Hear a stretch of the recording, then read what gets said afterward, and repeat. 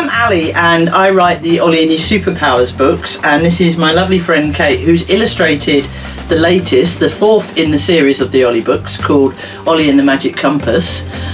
We just want to spend a few minutes talking about it, how it came about, and how Kate managed to create such amazing pictures for me.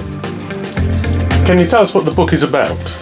Yeah, it's kind of a step up, because everywhere we go we're teaching kids about all the different techniques and we're teaching parents about it, but it's if we're in front of the kids, and I wanted another media to do that, and the books were the obvious one. So what I've done with the books, it's almost like a self-help book in that it tells you how to do all the clever stuff that we do as Ollie coaches, but it's in a really fun story. So Ollie and Molly have to take over from Mr. Wilcox, because Mr. Wilcox has a bit of an accident, which means they have to learn to use their superpowers at a whole new level. So they learn some proper magic. Who is the book aimed at?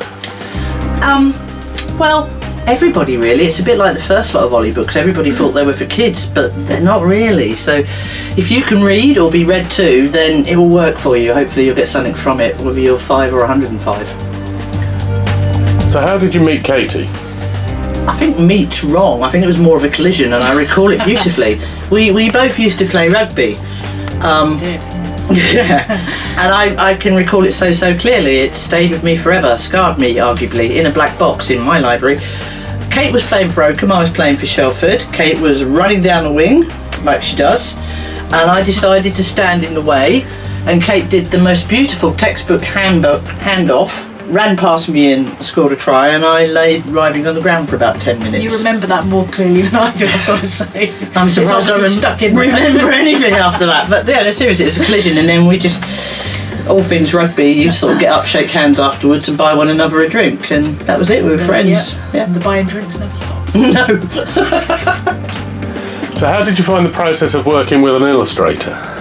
That for me is really hard, because it's quite a personal thing when you write a book, and it's all in my head, and I kind of have images in my head of what all the characters will look like. And I know with the first Ollie books I was working with an illustrator I hadn't met, and that I actually found harder, but I contacted Kate, because as you can see behind me, she's just a blimmin' amazing artist, and I said, look, this is a book, have a read. I kind of know what the characters are, but I don't know how to describe it. And for me, it just felt like you just got in there, you just got it. I don't know. Well, that was kind of the most challenging bit, really, was to Get in my head. to get in your head, yeah. To try and pull out particularly the character of Ollie, who is a kind of ordinary kid. He's an everyday kid, but he develops this ability with his superpowers, and this journey and adventure he goes on. So getting him and his character, getting him looking right, was kind of the toughest bit. And after that, it kind of flowed quite well. And the lovely thing was that Ollie has aged a little bit in this, and you've done it beautifully, so it's still not too grown up. But I mean, Ollie, you kind of had a guide to go by, but I mean, we've introduced some characters like the Waifs, the Hunter Jacks, Mrs. Serenity. Yes, indeed. And again, I had a rough idea in my head, and I know I just went, oh, it's kind of like this, Kate, and I thought, this is going to take forever, you'll never get what I mean.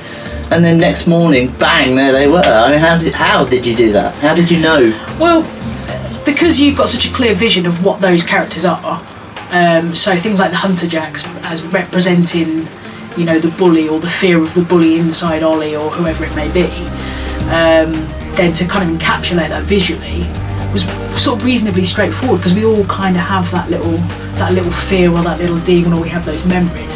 So kind of getting that kind of, so the Hunter Jack has got two heads, and for me there was a kind of like nasty, weaselly little sort of character, and then there was also the more brutish kind of like the thug. And so they came together to make the Hunter Jack, and again the waif, that character that whispers horrible things in your ear and makes you doubt yourself and question yourself. It's kind of a little sort of goblin-y sort of. But you got it spot on, because it is such a personal thing, and I had it in my head, and the most frustrating thing in the world would be to write the book and then somebody put the characters in that aren't you. It's like someone else rewriting a book for me. Sure. But it was just like you'd gone in, which was incredibly brave, and had a drive around, and you'd found it and pulled it out, and spot on. And even Mrs. Serenity, because I didn't really know what I wanted it to look like, but you kind of got her down as well. I mean, how did you work out what she was going to be? Because I didn't give you a lot of guide on that. No, I mean, it was the idea of having a teacher figure, quite a stern authoritarian figure, but obviously there's a twinkle in the eye, and you know, she's somebody who's open to a lot of adventures, and when the kids have bad experiences, which happen in the book, and they have some things that make them nervous or scared, she's there to give them a cup of hot chocolate and to sort them out, to look after them in her little cosy study. So that kind of side of being, so yeah, for me it was that kind of old character, wise old teacher, but also with that little bit of a twinkle. Yeah, I think for me that was particularly brilliant, because I didn't know what she was going to look like. I couldn't even guide you, but you got the two aspects of her so spot on, and then the whole environment, the school, the library, it's almost quite gothic, and yet we had to keep it so it wasn't too scary for the kids. And again, it was like, I can't put it any better. You got in my head and had a wander round. It was. Well, that was really good fun, because any book with a map in, I love, basically. You got to think about maps. So yeah, absolutely. So getting to draw a map of the library and how it might look, but also how it might develop in the future with all the different adventures that these guys are going to go on. And rather than just a flat map, to kind of make it a bit more interesting, so there's kind of little pictorial devices and stuff, and that was really good fun. And again, I just said I want a map, and you know, anything could have come back, and for me it was so lovely, because I'm so busy to just say I want a map and not think, oh god, this is going to be take 10, take 15. It just came back. But the way you did it, because obviously the book ends at quite a pivotal moment, and there's more to be done. Yeah.